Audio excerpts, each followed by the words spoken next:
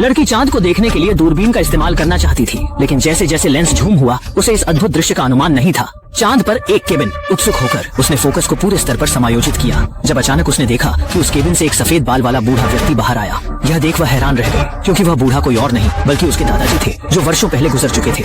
इस पर लड़की ने सोचा कि शायद दादाजी ने कहीं और रहने का निश्चय किया है। उसने तुरंत खुशी खुशी उन्हें हाथ हिलाकर अभिवादन किया, परंतु दूरी अधिक होने के कारण दादाजी ने उसे देख ही नहीं पाया और यह देखकर लड़की को गहरा दुख हुआ।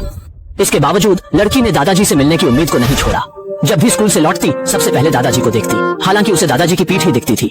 वह समझ गई थी कि दादाजी भी उसे याद कर रहे होंगे। असल में उसके माता पिता अच्छी जिंदगी दिलाने के चक्कर में दूर रहते थे और दादाजी ही उसके साथ बचपन में थे। उनको देखकर वह हमेशा खुश होती थी। एक दिन लड़की ने उनके द्वारा छोड़ी गई दूरबीन उठाई और आसमान में झांकने लगी।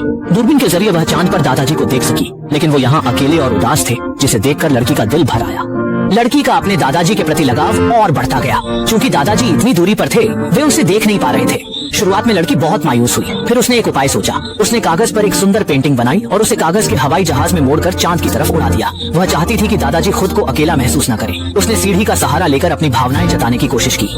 यह धनुष और तीर में भी घनीभूत हो जाएगा और दादाजी की ओर गोली मार देगा।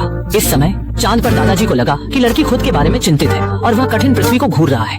जल्द ही क्रिसमस के दिन आया। घर बहुत जीवंत हो गया और लड़की उत्साहित थी, सिर्फ इसलिए कि वह इस दिन सांता क्लॉज के लिए एक इच्छा कर सकती थी। इस समय चांद पर दादाजी अभी भी थकान से अपना सिर झुका रहे थे।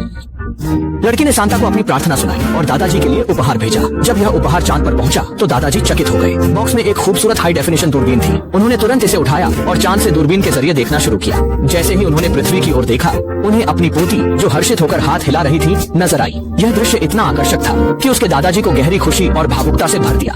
अंततः दादाजी और पोती अपनी भावनाओं के जरिए एक हो गए। यह कहानी हमें यही सिखाती है कि चाहे कोई भी दूरी क्यों न हो, अपनों के प्रति प्यार और परवाह से रिश्ते सदा बने रहते हैं। कहानी यही खत्म होती है।